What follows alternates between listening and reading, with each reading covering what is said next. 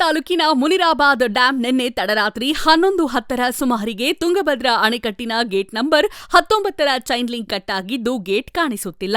ಭಾರೀ ಪ್ರಮಾಣದಲ್ಲಿ ನೀರು ಗೇಟ್ ನಂಬರ್ 19ರಿಂದಲೇ ಸರಿಸುಮಾರು 35,000 ಕ್ಯೂಸೆಕ್ ನದಿಗೆ ಹೋಗುತ್ತಿದೆ.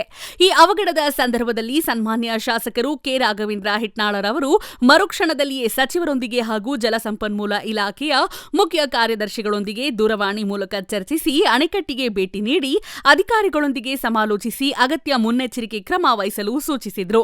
ನದಿ ಪಕ್ಕದಲ್ಲಿ ಇರುವ ಗ್ರಾಮಗಳ ಸಾರ್ವಜನಿಕರಿಗೆ ಜಾಗರೂಕತೆಯಿಂದ ಇರಲು ಸೂಚಿಸುವಂತೆ ಕ್ರಮ ವಹಿಸಲು ತಿಳಿಸಿದರು. ಹೈದರಾಬಾದ್ನ ಗೇಟ್ ತಜ್ಞರಾದ ಕನ್ನಯ್ಯ ನಾಯ್ಡುರವರಿಂದ ಗೇಟ್ ವಿನ್ಯಾಸವನ್ನ ತರಿಸಿಕೊಳ್ಳಲಾಗಿದೆ.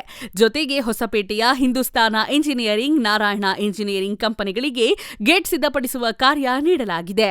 ಇನ್ನು 3-4 ದಿನಗಳಲ್ಲಿ ಗೇಟನ್ನ ಸಿದ್ಧಪಡಿಸಲು ಎಲ್ಲಾ ರೀತಿಯ ಕ್ರಮ ಕೈಗೊಳ್ಳಲಾಗಿದೆ. ಒತ್ತಡವನ್ನ ತಡೆಯಲು 20 ಗೇಟ್ಗಳಿಂದ ಸುಮಾರು 80,000 ಕ್ಯೂಸೆಕ್ ನೀರನ್ನ ನದಿಗೆ ಬಿಡಲಾಗಿದೆ. ಜನರು ಯಾವುದೇ ರೀತಿಯ ಆತಂಕಕ್ಕೆ ಒಳಗಾಗಬಾರದು. ಲೋಕಸಭಾ ಬಜೆಟ್ ಅಧಿವೇಶನದಲ್ಲಿ ಪಾಲ್ಗೊಳ್ಳಲು ತೆರಳಿದ್ದ ಮಾನ್ಯ ಸಂಸದರು ಇಂದು ಸಂಜೆ ಬೆಂಗಳೂರಿನಿಂದ ಆಗಮಿಸಿ ಡ್ಯಾಂಗೆ ಭೇಟಿ ನೀಡಲಿದ್ದಾರೆ.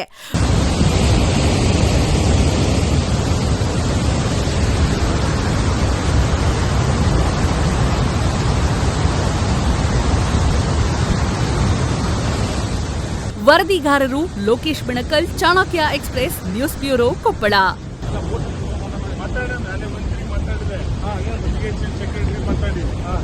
ಮಾತಾಡಿದೆ